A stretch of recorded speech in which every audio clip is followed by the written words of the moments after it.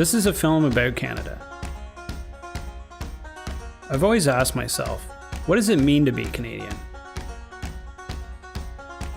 This is a difficult question that even most people living here have a hard time answering. Canada is an incredibly large country, and it is my belief that can lead our provinces to feel disconnected. Most Canadians are very proud of the places they live, and this sense of pride is contagious. But I feel in some cases they undervalue the rest of the country. So for Canada 150, I decided to hit the road and seek adventure, from East Coast to West Coast, to find an answer to my question. Get ready to learn about some places in Canada that you may not be familiar with, and hear inspiring stories from other fellow Canadians. Stories that will help unite us even more.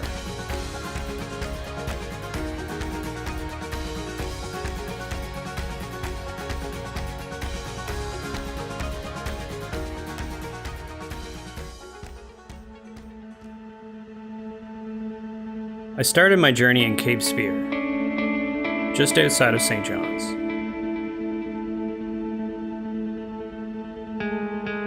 This is the most easterly point in our continent. The views are breathtaking and impossible to describe.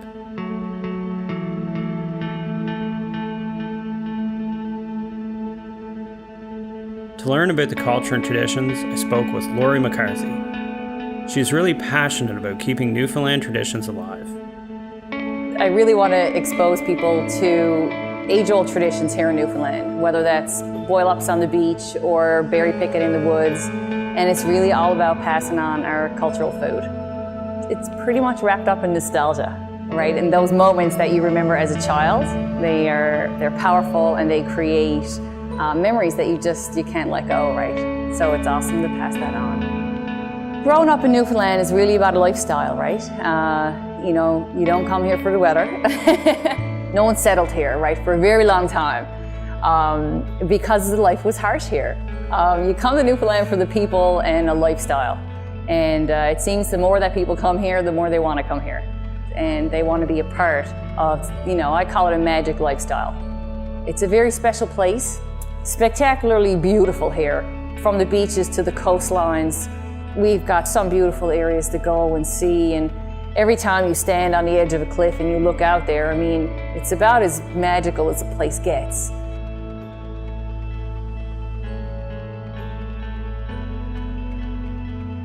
Newfoundland and Labrador are very special places. The landscape, the people, there's so much history. I encountered one fishing village after another, places with big hearts and welcoming embraces. Newfoundland truly has a lot of character. We're not very go-go around here. It's really a lot about sitting back and enjoying the people and the place and the moments that you're in. And you're able to just give people an idea of what life was like here, what life is still like here, what it can be, right? If you don't know where you come from, how are you going to know where you're going? It keeps a sense of groundedness, and it's about remembering how much work it takes to put the food on your plate.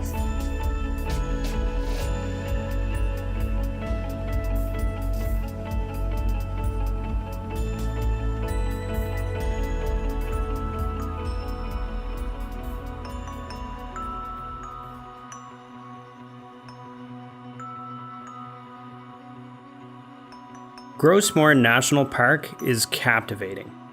The most impressive thing about this park is its diversity. So many different types of terrain and features encapsulated in a relatively small geographical area. Within a 2-hour drive, you can go from one end of the park to the other. Grossmoor is home to one of the most unique landscapes in all of Canada. Here I met with 2 girls that are part of a tourist organization called Wild Women Expeditions. You really know that you're on a unique landscape. The tablelands in particular are really fascinating, and when you go there, you're just like, where did this come from? It's this big orange flat rock just there on the landscape, surrounded by mountains of green. And then if you keep going north, you can take a beautiful boat ride into Western Brook Pond, which is 1.3 billion years old. I mean, that's the oldest rock you can find on Earth. The beauty and majesty of the place never gets old. It has that effect still to this day on me, but I love getting to relive it every time I take a new group in there. You just see the awe on their face, right? Because it is so big. The pond is so long and the cliffs are just so sheer that it's a very dramatic experience.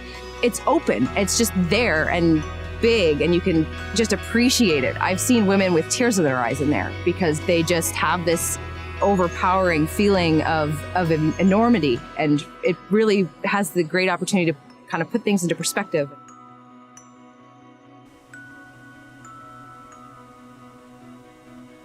I just love how Gros Morne National Park as a whole hugs basically all these tiny little fishing communities. And those communities are a really important part of the story of the park. I don't think you can go there and miss that, and I don't think it should be overlooked either.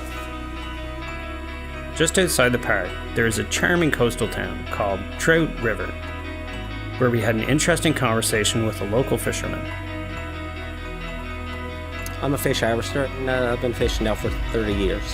Fishery is pretty much the main industry in this area. A lot of my friends have their fathers and their grandfathers have fished, and they still fish the exact same way as they did 70, 80 years ago. You have your beautiful days. I mean, if you were fishing today, it's beautiful on the water, but I mean, there's days you have to go out, and it's risky at times. You in these areas, you have a love for the land and the water, and that's what makes it so beneficial for us. I think it's never taken for granted.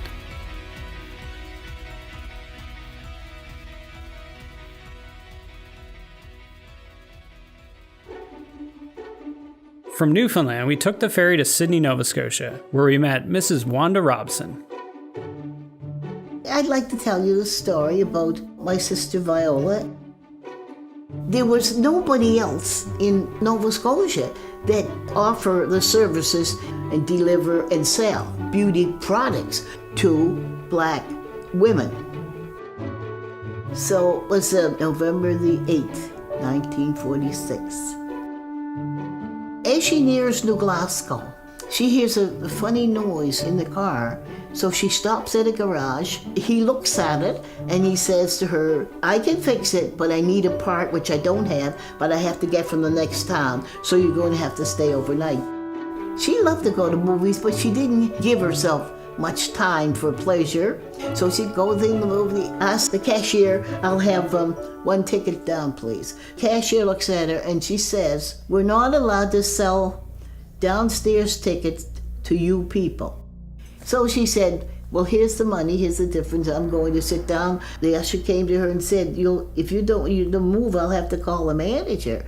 Well, my sister said, I'm not causing a fuss. I've offered the extra money.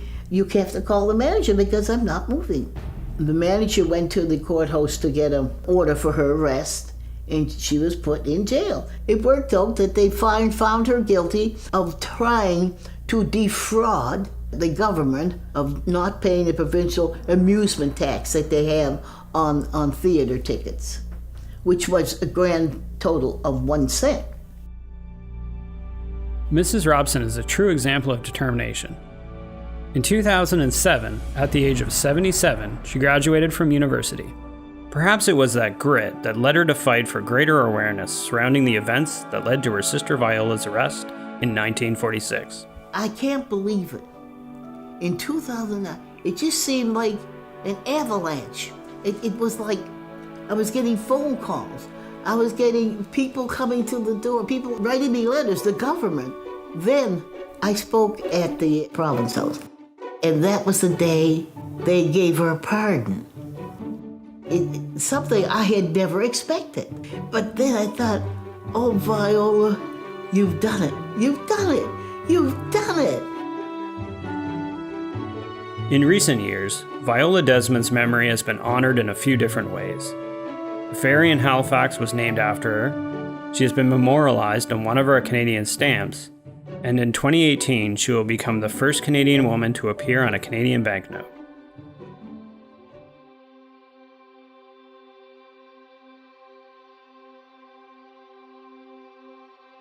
The slogan "Canada's Ocean Playground" couldn't be more true. Picture perfect lighthouses and coastal scenery. Nothing compares to looking at the distant horizon across the Atlantic Ocean. Imagine standing by a lighthouse at dawn, or studying the many spectacular rock formations along Nova Scotia's coastline.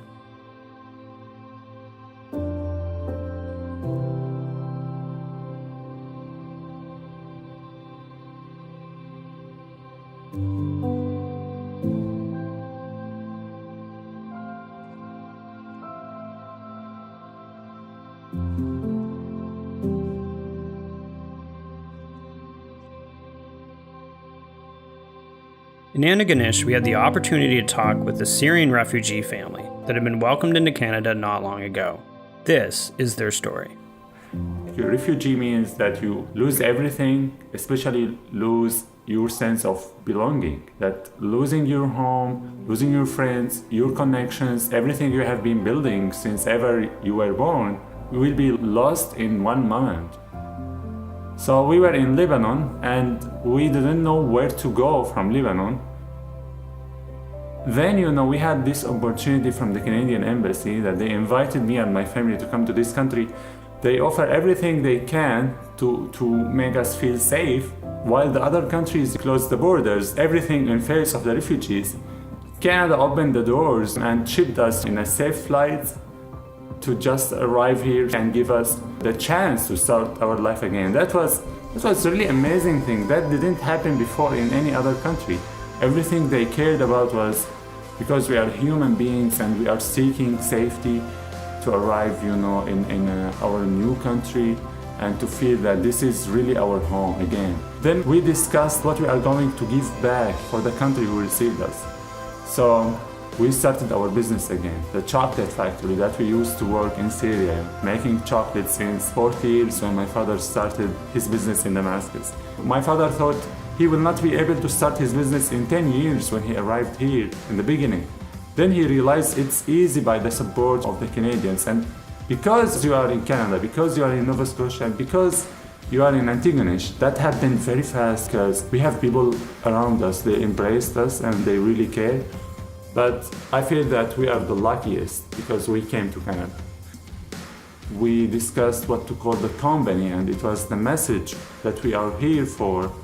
And we said we need to deliver and let everybody knows that our story through our name. And the whole family agreed on the name Peace by Chocolate.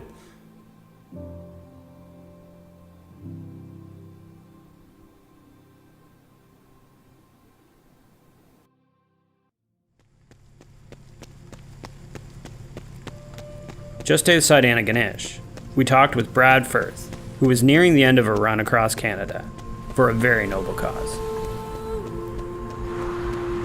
Basically, I'm doing it to raise awareness around violence against women, and also, just to try to raise the conscious level of all Canadians.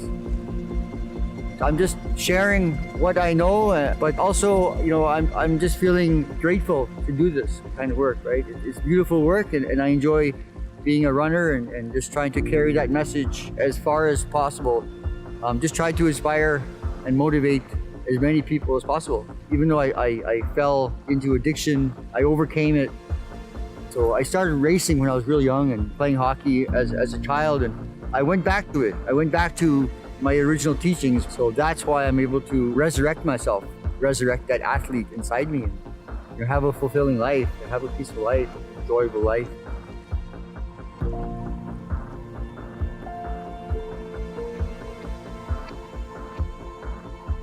It's been a long 7 months of running. I'm tired, so I'm expecting, a good invitation to Newfoundland. I have 20 days of running left, but at the same time, I want to carry that message deep into Newfoundland, with a lot of focus, a lot of drive, just like any other community. When you want to run across Canada, you have to expect all kinds of conditions, and you have to not to expect a lot, and you can't complain. This is what you want to do, don't complain. On October 24th, Caribou Legs arrived in St. John's, Newfoundland. After many months on the road, he finally achieved his goal of running across Canada.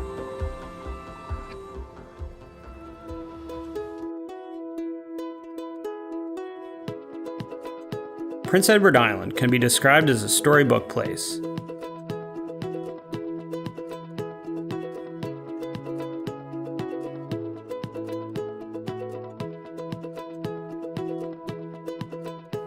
Picturesque towering cliffs, emerald seas to red sandy beaches. Intensive colors everywhere you look, just like a fairy tale.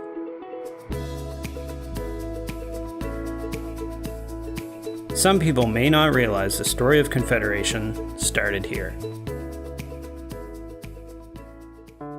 In Charlottetown, we met Lacey, a young entrepreneur who demonstrated to me that when a person is driven, it doesn't matter how old they are.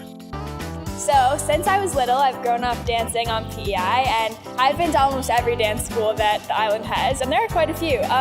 But as I got older, I started to want more of an experience of what it's like working in the dance industry. But PEI didn't really have an opportunity for me to learn these things, so I would have to go off island, and I didn't want that to be the case for all of the dancers that are here now. So I thought if I was able to bring this opportunity to PEI for the dancers, giving them all the things that I wish I had when I was growing up, I'd be able to make a difference. So that's what I've done.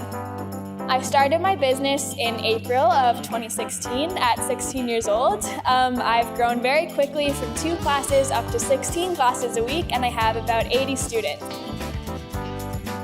So I hire choreographers from off-island to come in and work with my dancers for special workshops. I'm the primary teacher though, and I absolutely love it. So that's a little bit about 24 Dance. It's going really well. And yeah, it's crazy when I say it out loud, but I love it.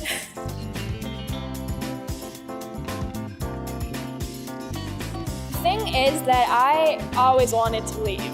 But now that I've had all these amazing opportunities and I'm meeting all these amazing people on PEI, some really cool mentors, lots of cool projects going on, new businesses opening, I'm realizing that PEI is an amazing place, like especially to start a business. The support you get here is incredible. There's tons of funding available. It's just a really great place. So I definitely will go off and travel and learn more, but I'm always gonna come back here because there's no place like home. Not far from Lacey lives a 92-year-old farmer named John Lister. John has been farming his entire life and is still passionately caring for the land after all these years. It's a great place to farm. I run cattle, grow grain, make silage. I'm not going to stop until I can't do it anymore. I'm looking at 100 right now. If I didn't farm, I probably wouldn't be around. That's what's wrong with a lot of people. They quit. 65, draw their pension, quit. 70, put them in a box. If you quit, you're done. Because everything slows down if you don't do nothing. I intend to keep going as long as I possibly can. And that may be 4 or 5 more years, maybe more. I don't eat out. I don't eat in restaurants or fast food outfits or ever. No, because I make all my own. You name it, I make it.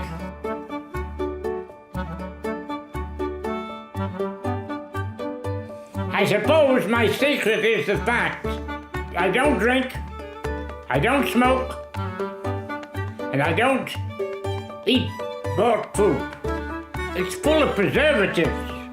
You weren't made to handle that sort of stuff.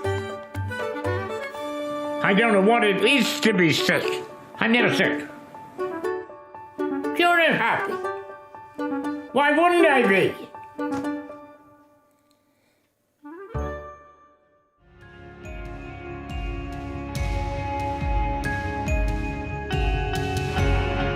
At the end of the day, we cross the Confederation Bridge, headed for Moncton, New Brunswick.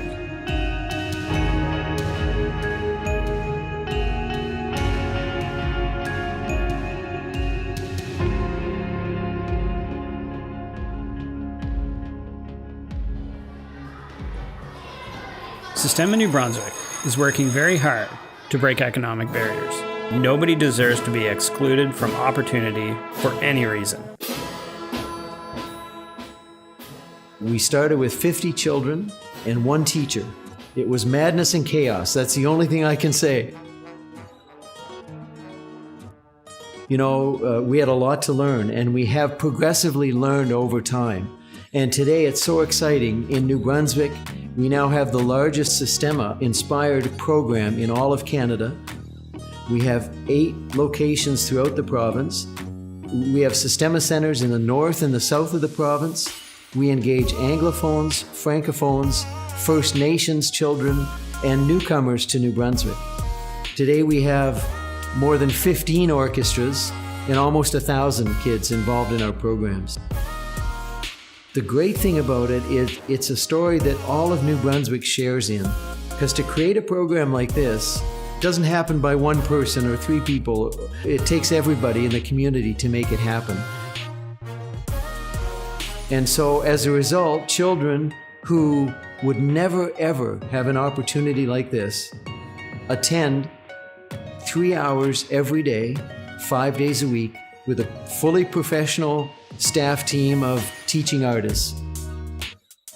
There are a lot of people told us kids in North America wouldn't do that, but they do it and they stay. In fact, we have 2 to 3 times more applicants than we have space for. So kids want to be here, and once they arrive, they stay. It's about engaging children who otherwise would be left out, because I don't think there's anything more tragic than that. Kids from economically disadvantaged families have as much capacity to be great as anyone from a middle or upper income home. So why would we expect anything but excellence? And through this experience, children are inspired to achieve their full potential.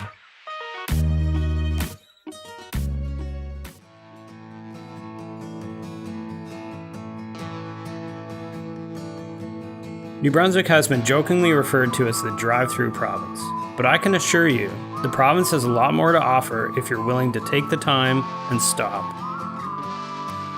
It is a wilderness paradise. 84% of the province is covered in trees.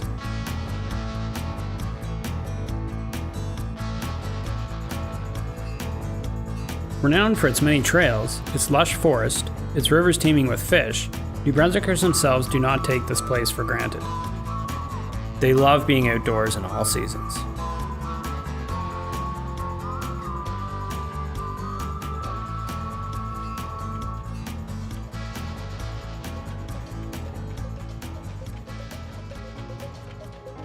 New Brunswick is also well known for its fresh and abundant seafood. When I visited Grand Manan, I was amazed by the hard work that is required to be a lobster fisherman. I was most astonished by Sarah. I met her and saw how skilled a fisherman she was. I don't know, it's just nice to be there. I've spent 20 years of my life on the water, so it's normal for me to be on the water. I enjoy the sunrises, I enjoy the sunsets. There's always something different to look at. A couple days ago I saw a shark breach. The week before that, I saw an orca, and yesterday I saw humpbacks. I have done all of the jobs that are involved in lobster fishing, but it takes a special captain to hire a female, because physically we're weaker than men. But given a little bit of time, we can do the job. Pretty much any woman can do that if that's what they want to do. A normal day, we'll get up around 4 or 5 depending on the tide and where we're going to haul our traps. So I did a 15-minute drive to get to the boat. There's 4 of us in our crew, and it takes us about an hour and a half to get out to our traps. We'll haul as many as we can. Probably stay out there for 10 or 12, or it just depends on the tide. A normal day for us, we get home at 7, 8. Here it doesn't matter. We're fishermen. We don't use the the fisher girl or the fisherwoman or fisherette. It's a job and we just go do it as fishermen. If you can do the job, then go do it.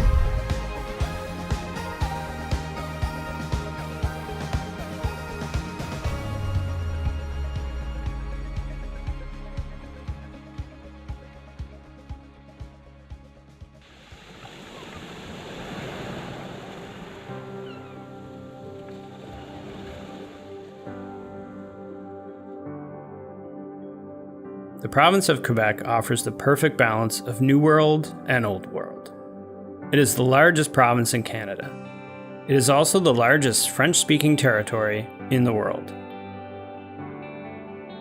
Quebec City has more romance and European charm than any other city in North America. Montreal has earned a reputation for producing great artists and fostering a true creative spirit. This is a place that's aged gracefully, wearing its years with quiet elegance. When I arrived in Montreal, I went in search of the best bagels. You can find inspiration in anything, even a piece of bread. So we have hot bagels coming out of the oven every 5 minutes. So it's very convenient for someone to walk in, buy a dozen bagels or a bagel or two. They're hot, they're fresh, they're irresistible. The bagel shop opened up in 1957. We have the perfect recipe, the perfect combination of employees, staff, and everything. So that's why our bagels are the best. We do it with love, we do it with passion. There's nothing more than that. So you can see when they come out of the oven, you have a nice shine, golden look to it. That's because of the honey. And the second thing is we bake our bagels in a wood oven. The fact that we bake it in a wood oven gives it a different texture, and that's what makes our bagels stand out. Every morning I wake up with a smile on my face coming to work because I love making bagels. It's my passion. When I make the bagels and I serve customers, seeing them with a smile on their face makes it very satisfying for me. My name is Giovanni Zluano. I work at St. Rita Bagel Shop in Montreal, and we are open 24 hours a day, 7 days a week. When you think about sodas, probably there are only two brands that will come to your mind. But innovation is also possible in Montreal. I talked with Sebastian about his 1642 cola made with Canadian maple syrup. Pourquoi 1642? En fait, c'est la date de fondation de Montréal. Vous savez, dans ce type de marché, le marché des sodas, il y a deux grosses compagnies qui se chamaillent et qui bataillent pour avoir le plus grande part de marché. Ça a été difficile de percevoir qu'il y avait des possibilités. C'est passé par l'innovation, la création et la nouveauté. Un bon cola artisanal fait avec des sucres naturels comme le sirop d'érable. Ça vient toucher quelque chose en nous au Canada qui est intrinsèque à chacun de nous. Le sirop d'érable, ça fait partie de notre histoire. Montréal, moi je suis amoureux de Montréal.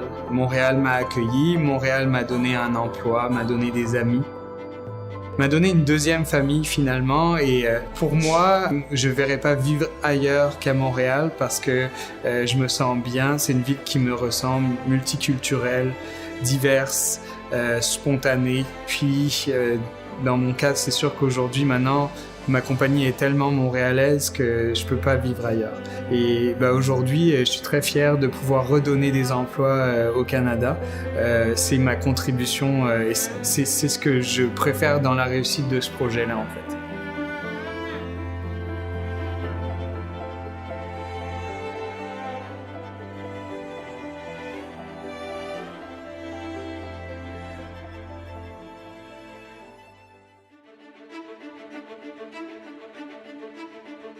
In Ottawa, I met Sahim Benali, who truly embodies the Canadian dream. Not long ago, she immigrated here from Algeria, North Africa, with only $100 in her pocket. I was coming from civil war. I just wanted, a safe place. I have a university degree, but when you come here, you have to start from scratch, and you don't have, to be afraid to just roll your sleeve and take any kind of job. I just wanted to join the workforce. This is what I wanted. I wanted to work and work hard and be independent. And actually it was in winter, so it was the first shock. It was minus 20. For someone coming from North Africa, where in winter, it's 15 degrees, it was quite a shock. But once, you get a good pair of boots and a good coat and a good hat, you can go through winter. Because it was quite a stretch for my skin, and I started having bad skin problem and skin condition.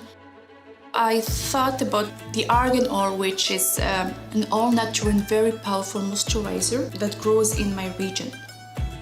And the woman who produced the oil doesn't know how to read or write. The only source of income is producing the oil. Make it by hand and provide the best quality ever, and it's my way to empower them. Canada gave me the opportunity to be self-employed, to be independent, to be a breadwinner, and those women need this help, and this is my way to give back. The Ottawa community has been amazing because it's a very green city. They took the first order, and then it was the second order and the third order. Today my product is available around the country. We went from 10 stores to 300 stores, and this can happen only in our country.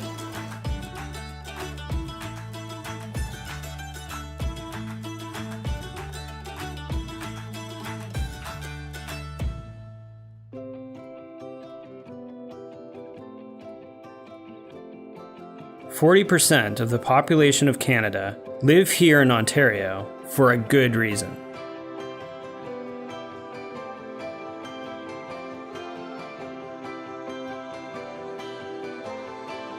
Toronto is a cosmopolitan city, a modern metropolis, bursting with energy, but at the same time very relaxing. One thing that really stood out to me about the city was how alive it felt. No matter what time of the day it was, there's something here for everyone. A truly multicultural metropolis that is very tolerant and inclusive. More than half the population here was born outside of Canada.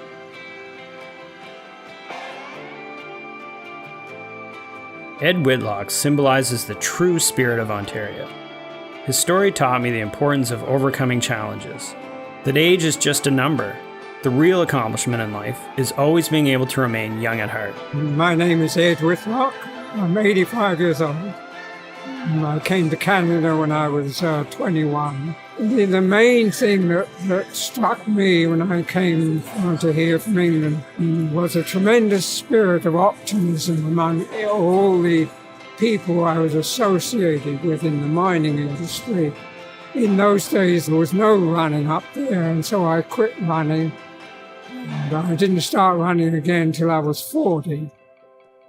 Nowadays, I train running around a very small cemetery. It's only about a third of a mile for a lap. And I run round and round like that for sometimes when I start off 5 or 10 minutes. Sometimes when I'm up to training like I am now for a marathon, it's over 3 hours. It's peaceful there. You don't have to worry about the drivers and that sort of thing. So my dream about Sunday is that I will get my pacing right and that I will run the proper pace at the start of the race. I hope to be able, if the weather permitting, I hope it'll be less than 4 hours.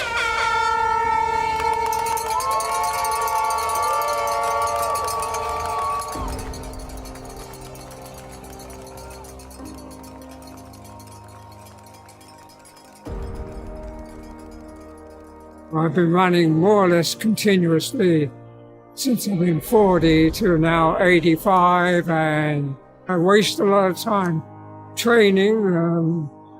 I don't know whether it's really worth it, but it is to me.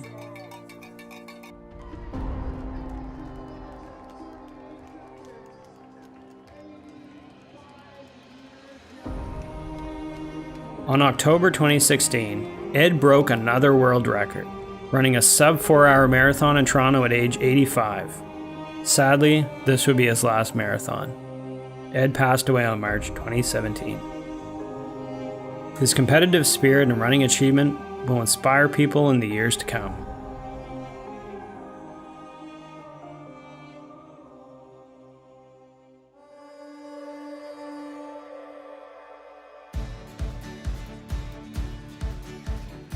Manitoba is home to vast farmland, surrounded by thousands of acres of grain.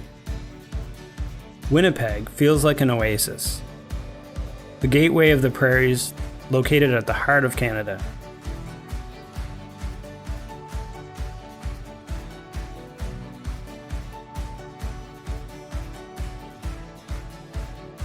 Manitoba was once a key strategic point and trading center. No exploration of Canada is complete without visiting Manitoba. Every city has monuments that represent and symbolize the ideas of the people that live there. But in Winnipeg, they took this principle and went bigger. They have the Canadian Museum for Human Rights, which opened its doors on September 2014.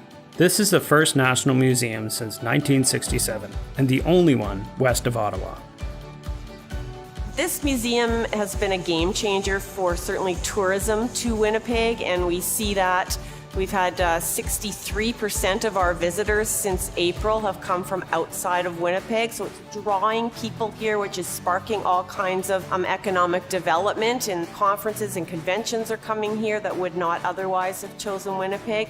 We're part of a whole renaissance of development in Winnipeg, where we've got a new park and zoo, we've got a new airport, we've got a new football stadium, a new hockey arena, all kinds of new hotel and restaurant developments. So it's really happening in Winnipeg, and it's really making Winnipeggers quite proud. The architecture of the building is a piece of art, a monument to human rights in and of itself. It's also about multiple perspectives. So the museum looks very different if you change your angle and your point of view, if you walk around to a different side, both outside and inside. And that's an important concept to human rights as well. If we change our point of view, things might look totally different and we get a new understanding.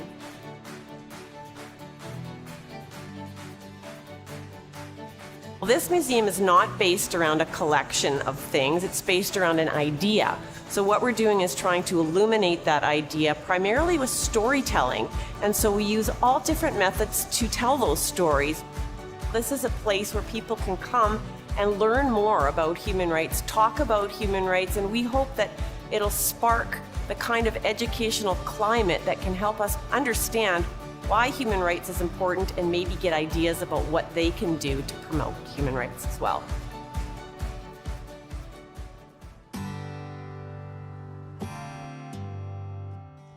Everybody deserves a second chance in life, and this is exactly what JD and his Sunshine Band are doing. I feel there should be one in every city. Well, we come from a place called the Sunshine House, and the Sunshine House is a drop-in center in downtown Winnipeg that provides street-involved people with recreational activities. We started a band out of a project that we were running there. We wrote a song together, made a video and released the video, and then we decided that we should run an entire project on music. A lot of people that come to the drop-in center aren't necessarily musicians, but they still contribute to the music with their stories and their little tidbits of their own lives. So there are some people that can play instruments. So we have our crew of shiners, we call them, and shiners are the people that play the percussion and give the kind of like je ne sais quoi to our music, you know, the intangible elements. And we take the stories, the slang, and the humor off the streets of Winnipeg, give them a backbeat and a melody, and put them back on the streets with renewed swagger. I feel very comfortable and confident. They're my friends, you know. It's real. We've created an entity. It's nice. We've created a real thing, and it's great to have created something that had the input from so many different places and people. You could overlook certain things on the streets or in the city or in life generally, but you can also focus on trying to unearth some things where you wouldn't expect, and that's something that I think our band has been able to do. It's a great opportunity to try and unearth the voice of the community.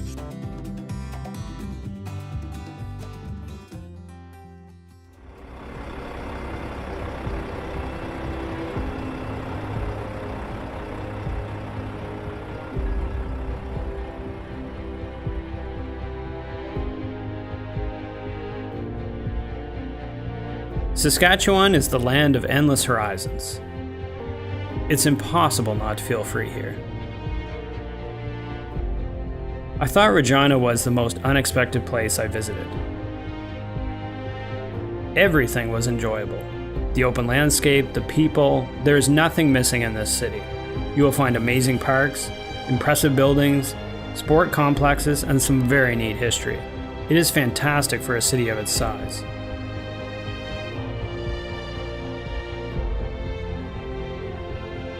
This city is one of the friendliest in Canada, with a strong sense of community.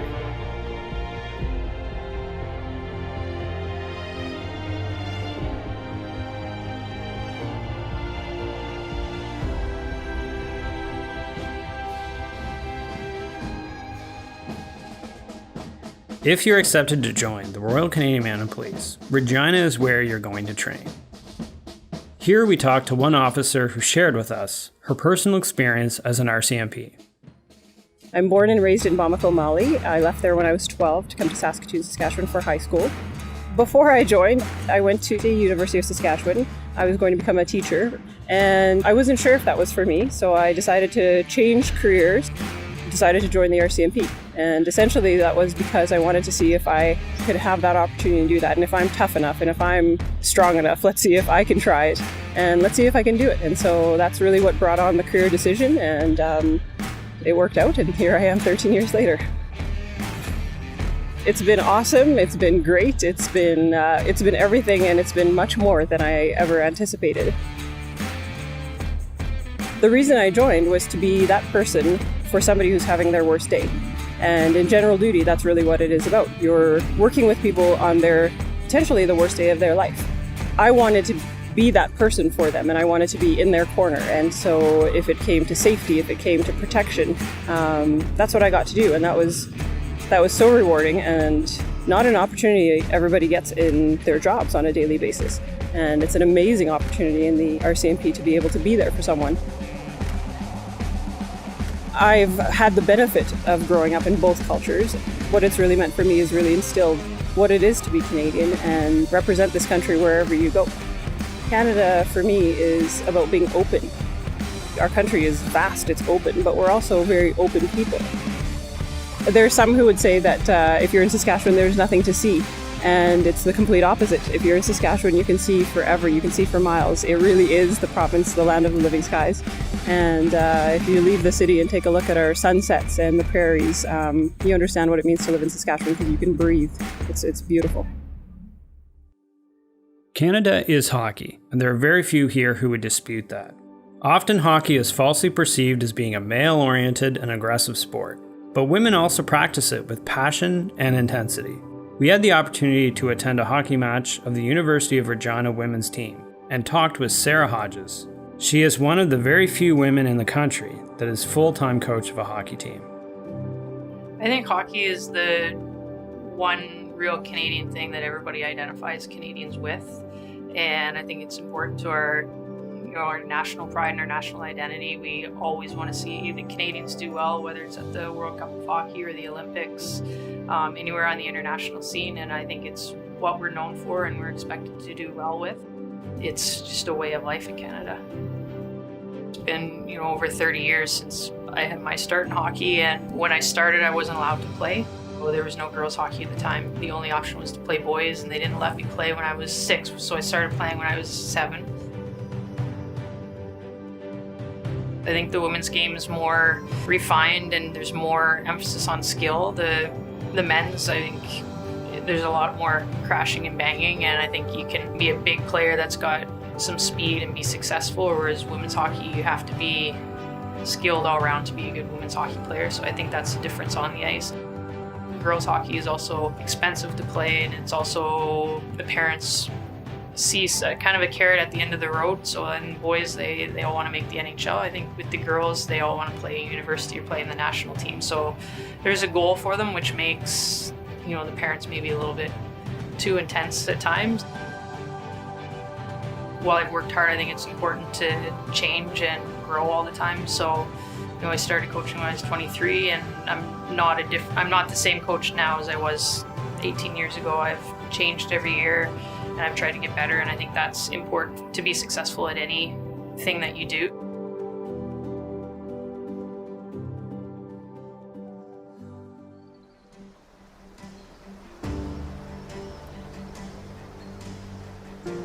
The first thing that people relate to Saskatchewan are the prairies, but Jay Brown argues that there is a lot more than flat land here.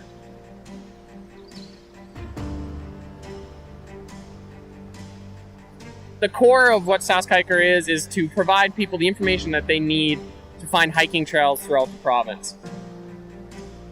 You know, I love spending time outside, especially in Saskatchewan outdoors, and I wanted more people to do that, and I figured the best way to do that was just to show people where to go. So showing what this province is, it's a lot different than what I think most people think it is. I think everybody thinks that Saskatchewan is, you know, the wheat field and the sunset and the elevator, right? You know, we've been saying that for 100 years, so why would you think any differently? The Trans-Canada Highway, it's a major highway. I think that's the most people's experience of Saskatchewan is getting on that highway and putting their crews in. You know, there's a reason that highway was built there, because it's flat and it's easy to build a highway. But if you're willing, you know, to take a left off the highway, you know, go down a dirt road, go somewhere where you're maybe not 100% comfortable, you'll see something that you've never seen before because it only exists here. To access it isn't as easy as just, you know, driving and parking the car. You have to go for it. You have to find it. You have to go, and you have to go spend time in nature. And you can see how the people lived here for thousands of years.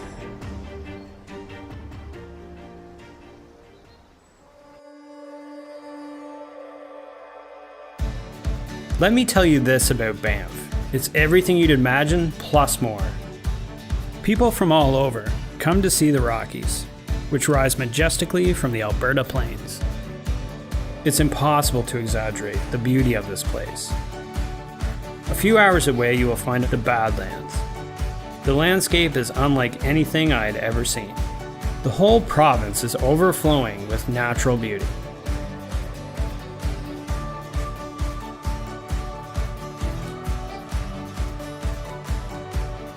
Calgary is a young and modern city with a particular Western feel.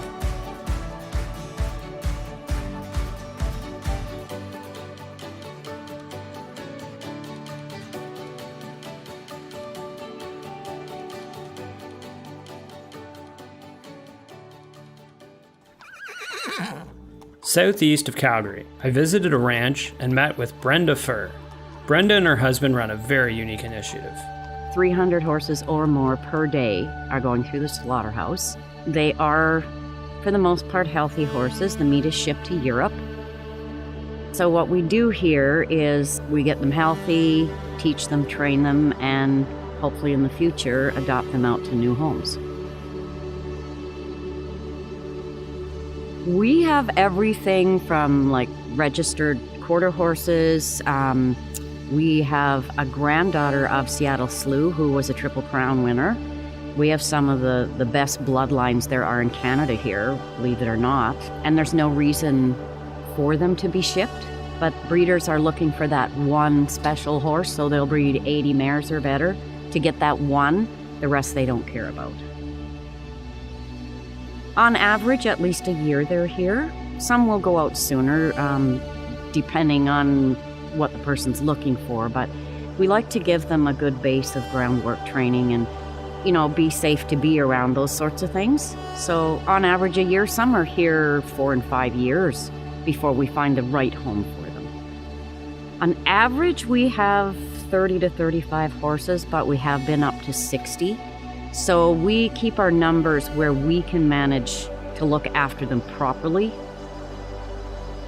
What we do is we have someone that's interested come here and actually work with the horse, and I look to see if there's a connection between that person and the horse. If there's not a connection, or if the person doesn't know what they're doing, then no, we don't adopt them out. But we also do offer a program here. If we have room, they can board the horse here, and we teach them how to teach their horse. It's a passion, and we love them, and I believe that no horse deserves to go to slaughter. They just don't.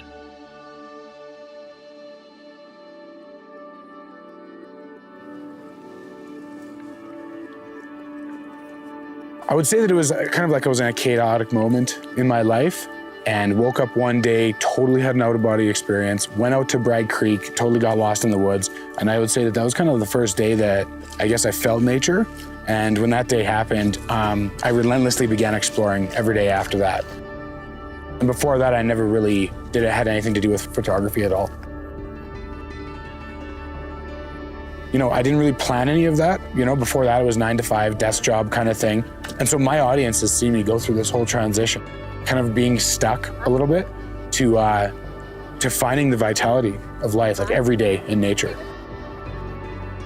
One day, Dax had the courage to follow his heart. He left his day job to write his own history and started this adventure. This was the catalyst for him to become a well-known and recognized nature photographer. And since then, he has been hired nationwide for his unique way to share nature. Coming to Banff is amazing. Everywhere you turn, there's like a hidden kingdom of beauty around you, if you're just open enough to find them, right? You don't need to necessarily get to a destination. I don't really like to explore under a time frame or under an itinerary. What I like to do is like pull over on the side of the road and then just walk.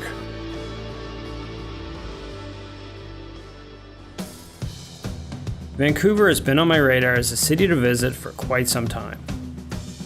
This place is impressive. Everything from the people to the architecture to the city itself, it just has a really different vibe that separated itself from any city I've traveled to in Canada.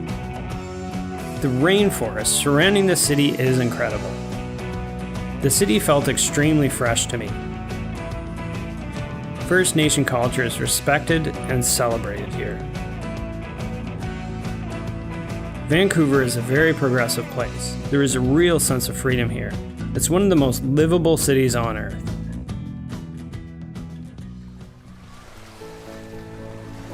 Just outside downtown Vancouver, I met Judy Williams, who is passionate about preserving Wreck Beach. Wreck Beach been a clothing optional beach since the 1920s. It's where you can be naked if you choose. Right now, you can walk from the Acadia section all the way around to the Musqueam Reserve because it's all parkland now, and you can be nude the entire way around if that's what your preference is. And we didn't want to give up 1 inch, and we've fought all these years to keep the beach clothing optional, and we fight for what we believe in, and we fight for having a right to be as we wish to be down here. We're nonviolent, we're protective of this beach, and that's the way we want to keep it. It's about personal freedom. It's about being able to really be at one with nature, to appreciate the beauty of this lovely beach. This is where I came and healed myself, and that's what made me free. Nowhere else can you be 15 minutes from a major metropolis and come here and have the illusion of wilderness. This is where concrete, steel, and glass incarcerated humans can come to feel at one with nature. When you're coming down that trail, you leave that workaday world, the fantasy world up there, because this is the real world here. This is where our hearts are. And as you get closer to the bottom of the steps, everything lifts and you can just float and be free.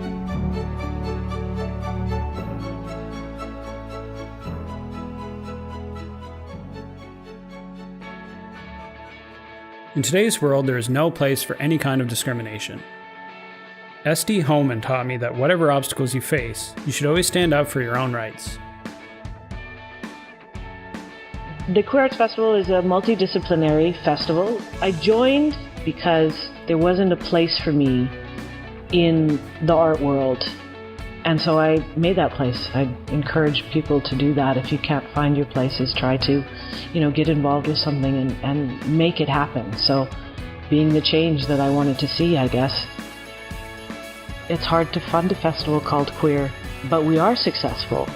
And you can see that by the new works I think that it's created, and I think that offshoots have come from the festival. We have lots of other groups that have been inspired to do things that I don't see happening in other cities of our size. Our success is because we just don't give up. We just keep pounding against that door and are willing to do what we need to do to bring the art and to make the artists feel like they have a place to create and be themselves. How do we measure success? One of my favorite stories is, and it goes back to being in a community center, is we had a very hard-hitting piece by Mary Taylor in there a few years ago called Homophobia Kills.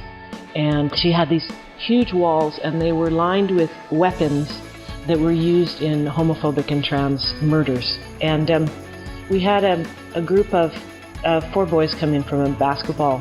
They just wandered into the gallery, and they sat there sniggering at the words that were projected onto the wall. And our president, Jeff Gibson, who works in the schools, came over and talked to them, and he explained to him what the work was about. And they grew thoughtful and silent and listened, and then they went away, and 20 minutes later they brought their whole basketball team in to view the work. And so in 20 minutes span of time, they went from being bullies to allies, right? And that's my measure of success. But the trip didn't end in Vancouver. We took a ferry to Vancouver Island and spent a little time in Victoria before heading west. We arrived in a paradise called Tofino.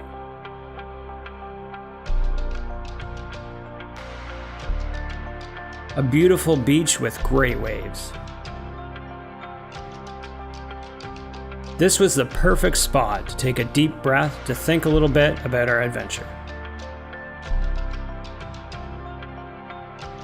I was overwhelmed by Canadian openness. Almost everybody that we approached welcomed us and did everything they could to make this project a success. We should feel very proud about living in this beautiful, vast country.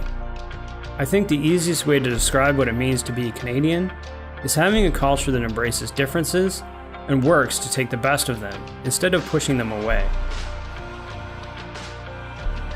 We are a mosaic of cultures that have defined this country and will stay like that for future generations. We know we are not perfect, but accept that and work every day to strive to do better and to be better.